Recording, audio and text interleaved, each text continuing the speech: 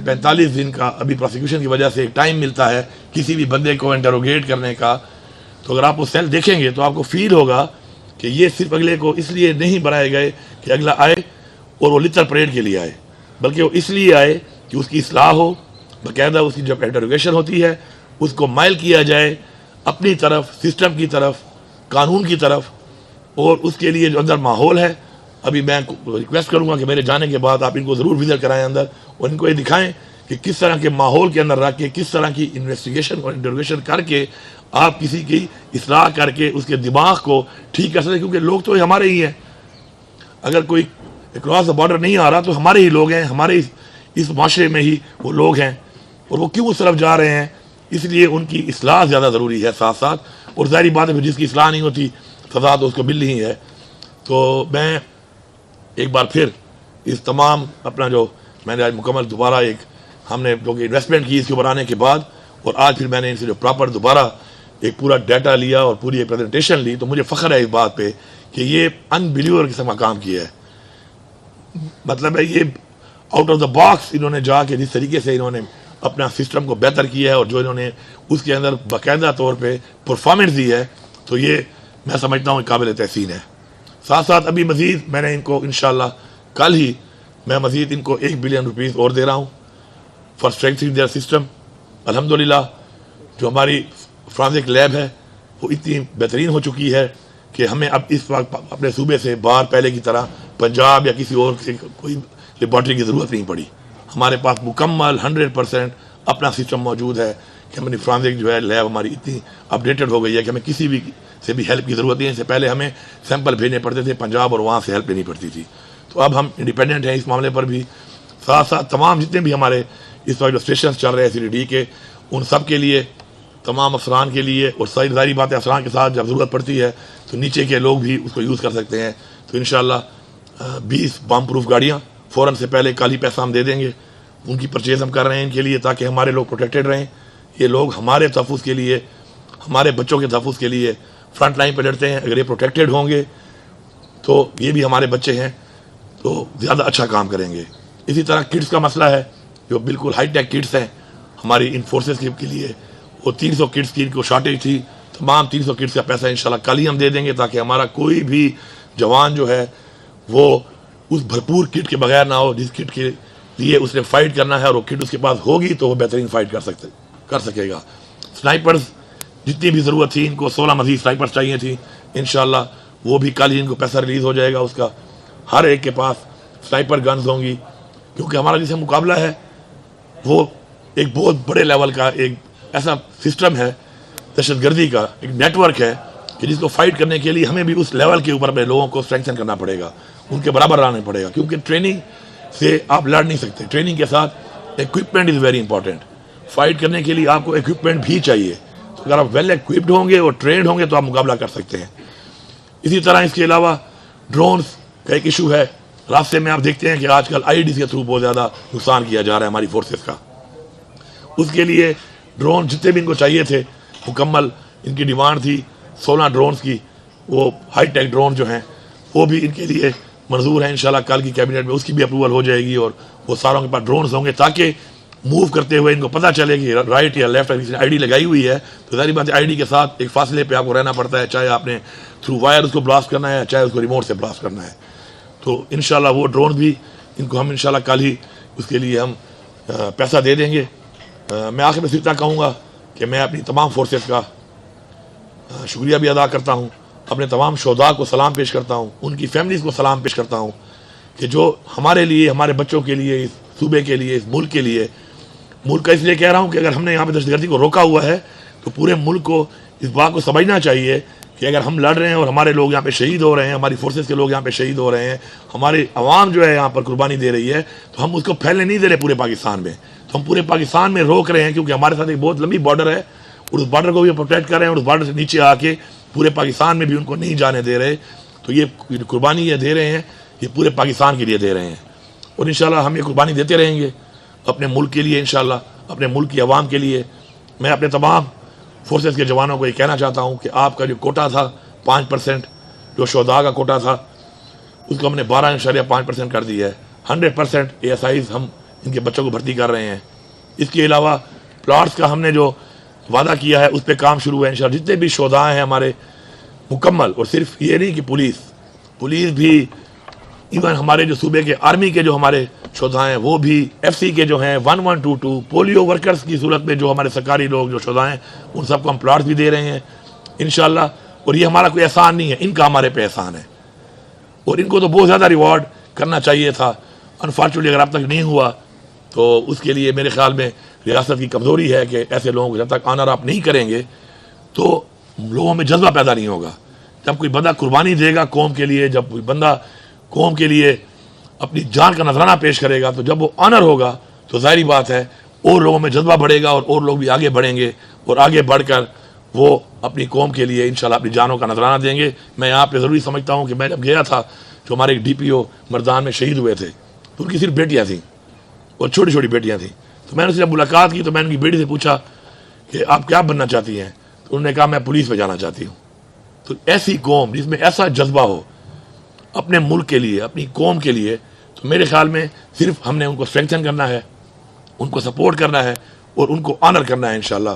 तो इंशाल्लाह हम एक ऐसी कौम है कि हम हर तरह की दहशतगर्दी का, हर तरह के चैलेंज का इंशाल्लाह मुकाबला कर सकते हैं। शुक्रिया। सर, वफाक की जानिब से मुसलसल काउंटर टेररिज्म डिपार्टमेंट को तनकीद का निशाना बनाया जा रहा है कि इनकी इस्तेदादें कार नहीं दहशतगर्दी के हवाले से।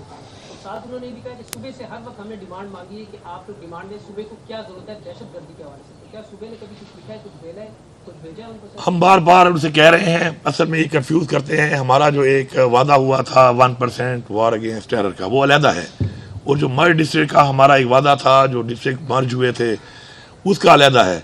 अब अगर उसमें मैं आपको बताऊं डिटेल, तो उसमें जितना पैसा हमें मिला है फॉर डेवलपमेंट इंफ्रास्ट्रक्चर, उसको ये बेसिकली मिक्स करते हैं with 1% against war and terror.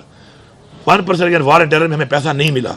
मैं बार बार ये कहता हूँ, मैं ऑन रिकॉर्ड ये कह रहा हूँ, वो मिला ही नहीं है। और जो हमें उसके अलावा जो मिला है, उसके अलावा में भी हमें जितना मिला है इनसे, उससे ज़्यादा हमारे सूबे का लगा है। ठीक है, वो हमारे लोग हैं, हम लगा रहे हैं उनके ऊपर, लेकिन उससे ज़्यादा लगा है।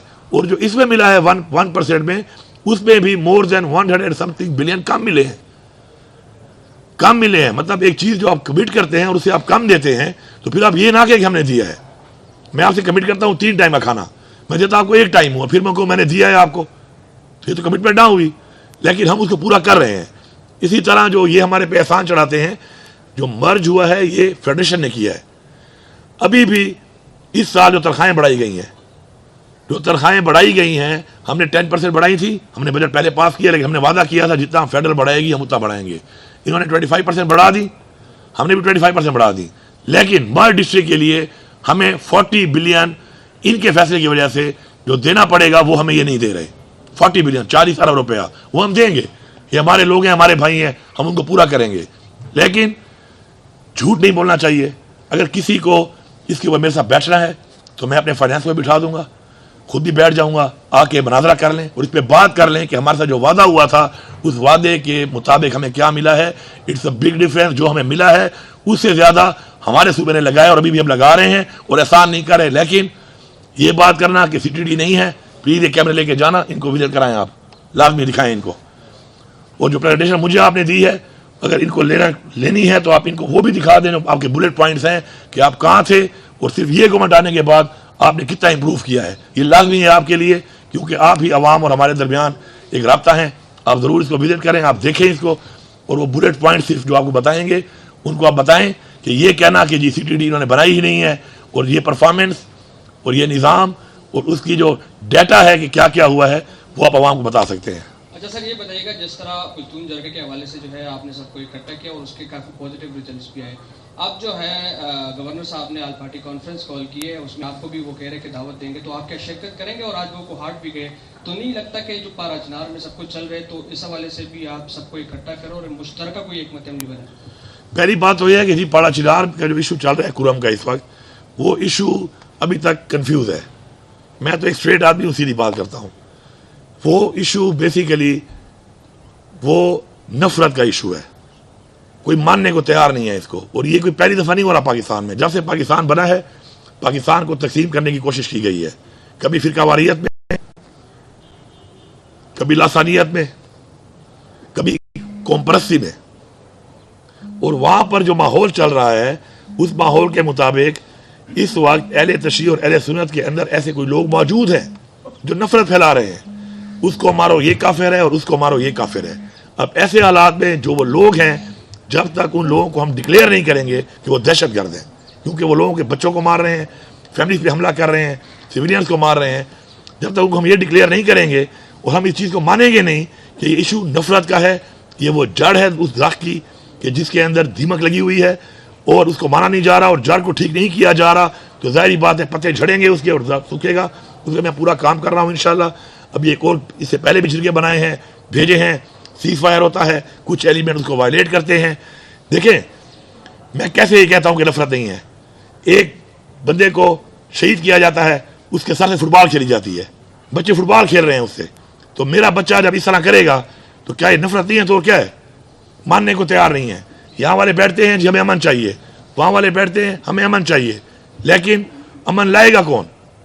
जब हाथ डालते हैं तो फिर वही लोग सपोर्ट करते हैं कि इसको कुछ बात कहो, इसको कुछ बात कहो। एक टीचर है, वो नफरत फैलवा रहा है, उसका काम तालीम देना है, वो खड़ा होकर बच्चों को इस तरह की तालीम दे रहा है, नफरत की तालीम, तफरके की तालीम। तो अगर उसको मैं पनिश करता हूं तो अब मैंने क्लियर कर दिया है कि मैं अब जिसको पनिश करूंगा उसकी सिफारिश के लिए कोई नहीं आएगा, और अगर आएगा भी सही तो सिफारिश नहीं मानी जाएगी। He will be dealt with force properly. तो बाकी अगर गवर्नर साहब का तो एक काम ऐसे है नहीं, वो वेला बैठा होता है तो कभी क्या काम उठा लेता है, कभी क्या काम उठा लेता है। अभी मर्ज के बाद उसका कोई काम नहीं है इसमें, लेकिन चूंकि वेला है, वो कोट मोट और सूट बड़े सिलवाए हुए हैं, बेचारे की फोटो निकालनी होती है, वीडियो बनानी होती है, कोट टाई पहनकर, कैमरे की जरूरत पड़ती है तो घूम रहा होता है। एपीसी अगर बुलाऊंगा तो मैं बुलाऊंगा, एपीसी बुलाने का इख्तियार इसके पास नहीं है। दूसरी बात, ये जो और सूबे ये बातें करते हैं कि जी हमने क्या किया, इन्होंने क्या किया, कच्चे के डाकू का मुकाबला करना और ऐसे फोर्सेस का मुकाबला करना जिन्होंने सुपर पावर्स को हराया हुआ है और आपकी बॉर्डर पे हो और उनके और आपके ताल्लुकात ठीक ना हो, उसमें बड़ा फर्क है। सिंध में कच्चे के डाकू कंट्रोल नहीं हो रहे, पंजाब में नहीं हो रहे, पुलिसान के हालात भी आप देख सकते हैं कि वो भी हमारी तरह ही सफर कर रहे हैं चीज़ों से, क्योंकि उधर भी बॉर्डर्स के मसले हैं। तो ये कंपेरिजन आप करते हैं ना एप्पल और मैंगो का, ये ज्यादती है। अल्लाह आप ऐसे हालात ना लाए, ये पूरा पाकिस्तान हमारा है, लेकिन इन चीज़ों पे पॉलिटिक्स नहीं करनी चाहिए। और अगर कोई सूबे के लिए अच्छी बात के लिए तमाम पार्टी को बुलाने की ज़रूरत पड़ती है या मुझे भी बुलाया जाता है तो मुझे उसमें कोई एतराज़ नहीं है, मैं जाने को तैयार हूँ। लेकिन एक बात है, जो गवर्नर की हैसियत है उस हैसियत में ही बात करेगा, और जो इस वक्त अवाम ने मैंडेट दिया हुआ है पाकिस्तान की आइन के मुताबिक, जो एक चीफ मिनिस्टर की हैसियत है, वो उसी जगह पे बैठ उधर ही बात करेगा। ये डोमिनेंसी करके, खानियाँ बनाकर, मतलब चीज़ों को अपनी तरफ से करके, इस चीज़ के मैं हक पे नहीं हूँ। हाँ, आपकी पार्टी को मैंडेट मिल जाए, आपकी पार्टी को लोग वोट दे दें, फिर आप अपने शौक पूरे करें। अब ये तो नहीं हो सकता ना कि आप पर्ची पे आ गए हैं, फॉर्म 47 के कुल आपके 2 या 3 MP नहीं है यहाँ पर, और वो पाकिस्तान का चूँकि आइन ऐसा बना हुआ है कि गवर्नर जो है वो फेडरल गवर्नमेंट लगाती है, पर्ची पे आप आ गए हो और पर्ची पे आप बैठ गए हो। अब पर्ची वालों के पीछे तो मैं भाईजान नहीं चल सकता ना, मैं तो अवाम के मैंडेट के साथ चलूंगा। गुजरात साहब ये बताया कि बाड़ा चिनार में जो वाक़या शुरू तकरीबन 1 महीने और सारे रास्ते बंद हैं, इस बगन का रास्ता खुला था वो भी अभी बंद हो गया है, वहाँ पर अस्पतालों में अद्वियात ख़त्म है। तो क्या सूबाई हुकूमत का अभी तक क्या प्लान है, क्योंकि कल से इत्तलात आ रही कि वहाँ पर अद्वियात भी ख़त्म है और कनाडा का एक गोलियाँ हैं या फलता है वो तकरीबन मिलता है 2000। दूसरी बात ये है कि कुछ गाँव अब भी उनको थ्रेट्स हैं, रोज़ाना हर शाम को वहाँ पर लड़ाई होती है। उन देहातों को, गाँव को बचाने के लिए आप लोगों की क्या है? जी, पहली बात तो एक ऐसी कोई बात नहीं है, अद्वियात ज़ाहिर बात कम पड़ जाती है, वहाँ पे इशू है, अद्वियात साथ साथ सप्लाई हो रही हैं, हम लोगों को लेके भी आ रहे हैं। कल उन्होंने डिमांड की है, जब भी डिमांड करते हैं कि लोगों को लेके आना है, मरीजों को हम लेके भी आ रहे हैं। दूसरी बात जो आप कर रहे हैं, कुछ गाँव में मसला है तो वहाँ पे बंकर्स भरे हुए हैं बहुत ज़्यादा। कल मैंने फैसला कर लिया है, हम बंकर्स को ले लेते हैं, फिर उन बंकर में फिर आ जाते हैं, फिर वापस में एक लड़ाई शुरू करते हैं। इंशाल्लाह मैंने कल ऑर्डर कर दिया है और बहुत जल्दी ये बंकर ही ख़त्म हो जाएंगे। लेकिन बात यह है कि फोर्सेस भी मौजूद थी वहाँ पर, ये जो बंकर बन रहे थे उस वक्त उनको बनने क्यों दिया गया? मैं तो डिमोलिश कर रहा हूँ उनको, लेकिन बनने क्यों दिया गया? और लोगों ने बनाया ही क्यों? मैं आखिर बंकर बना ही क्यों रहा हूँ? मैं कहता हूँ मैं पुरअमन हूँ, उस तरह बंकर ही बना रहा हूँ। असला कहाँ से आ रहा है? करोड़ों अरबों रुपए का असला इस्तेमाल हो रहा है, कहाँ से आ रहा है? लोग कहते हैं हम तो गरीब हैं, कौन फाइनेंस कर रहा है? इस टोले को कौन फाइनेंस कर रहा है आखिर कि करोड़ों रुपए का असला आ रहा है और रेगुलर चल रहा है वहाँ पर? तो बात यह है कि रोड्स के लिए भी हम इंशाल्लाह अभी हमने पूरा पिकेट्स और बना रहे हैं, पूरे कैमरे लगा रहे हैं, लेकिन एक ऐसा एरिया है और जो एलिमेंट है इस वक्त नंबरिंग का कि यार मेरे कितने मारे और मैंने तुम्हारे कितने मारे, जब तक नफरत ख़त्म नहीं किया जाएगा ये मसला हल नहीं होगा। ये दहशतगर्दी का मसला नहीं है, ये अंदर एक फिरकावारियत के अंदर एक नफरत के एलिमेंट में जो कुछ लोग इस्तेमाल हो रहे हैं, आई रिपीट, ये इस्तेमाल हो रहे हैं, ये फाइनेंस हो रहे हैं। और इंशाल्लाह उस तक भी हम पहुँचने की पूरी कोशिश कर रहे हैं। वहाँ पे आर्मी भी मौजूद है, आर्मी भी वहाँ पे कुर्बानी दे रही है, हमारी पुलिस दे रही है, हमारी FC दे रही है, अभी 2 प्लाटून FC के हम मजीद भेज रहे हैं। हम स्ट्रेंथन कर रहे हैं चीज़ों को, लेकिन इसको दहशतगर्दी नहीं कहा जा सकता। इसको वही फिरकावारियत वाली नफरत पैदा करके जो भी एलिमेंट्स हैं जो उसमें किरदार अदा कर रहे हैं, फाइनेंसिंग कर रहे हैं, और नीचे जो कुछ लोग इन्वॉल्व हैं, इंशाल्लाह अभी जिरगा यही फैसला कर चुका है कि ऐसे लोगों को आइडेंटिफाई करेंगे, उनके नाम बताएंगे और उनको हम बराबर करेंगे। क्योंकि हमारा एक असूल है कि अगर एक बंदा अपनी इस्लाह नहीं करता तो उसको फिर दब के सज़ा मिलेगी, सज़ा के लिए तैयार रहे वो। थैंक यू जी।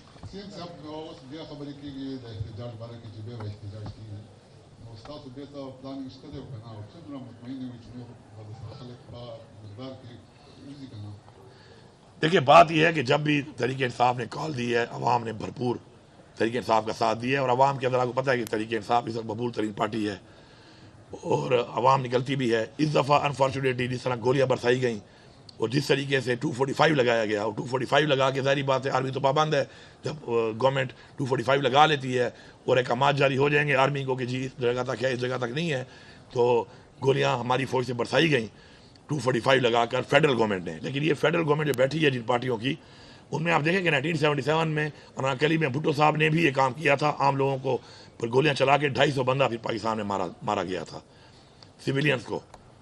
उसके बाद मॉडल टाउन का आपको सामने है PMLN का वाकया, जिस तरह लोगों को सरेआम गोलियां मारी गई, हमला खवातीन को गोलियां मारी गई। तो ये इनका पुराना वतीरा है सियासत के लिए, ये कत्लेआम करते हैं आम लोगों का।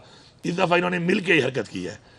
तो हमारे जो शहीद हुए हैं इंशाल्लाह उनकी जो कुर्बानी है उनका खून रंग लाएगा इंशाल्लाह। और वो शहीद किस लिए हुए हैं, उनकी क्या डिमांड थी? वो तो सिर्फ एक ही डिमांड कर रहे हैं अपने उस लीडर की रिहाई की कि जो इस वक्त बेगुनाह जेल में है, या वो डिमांड कर रहे हैं कि पाकिस्तान में कानून की बालादस्ती हो, पाकिस्तान में आइन की पासदारी हो, पाकिस्तान में खुददारी हो, पाकिस्तान में हकीकी आज़ादी हो।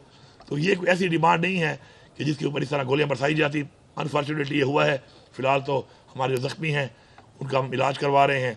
हमारे हज़ारों की तादाद में इस वक्त 3000 प्लस हमारे पास डाटा आ चुका है कि जो इस वक्त गिरफ्तार हैं, मिसिंग बहुत ज़्यादा हैं इस वक्त, और फिलहाल तो उस पर हम काम कर रहे हैं।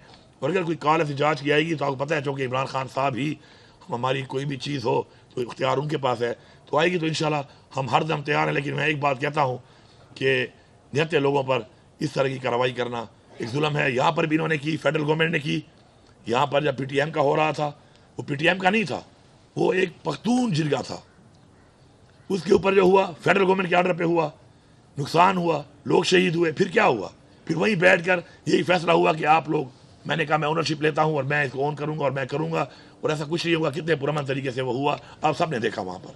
तो इस तरह तरीके से अगर कोई जाता है और उसको आप इस तरह गोलियाँ मारते हैं, तो मैं इनको ये बताना चाहता हूँ इस गवर्नमेंट को कि इस तरह आप सिविलियंस को मार के इंटरनेशनली भी अपने आप को बदनाम कर रहे हैं, मुल्क को बदनाम कर रहे हैं, अपनी डेमोक्रेसी को बदनाम कर रहे हैं, और साथ साथ इन फैमिलीज़ की जो बदुआएँ आप ले रहे हैं, आएँ आप ले रहे हैं, तो आपके भी बच्चे हैं। मैं नहीं चाहता किसी की आह लग कर किसी के बच्चे के साथ ऐसा हो। Thank you.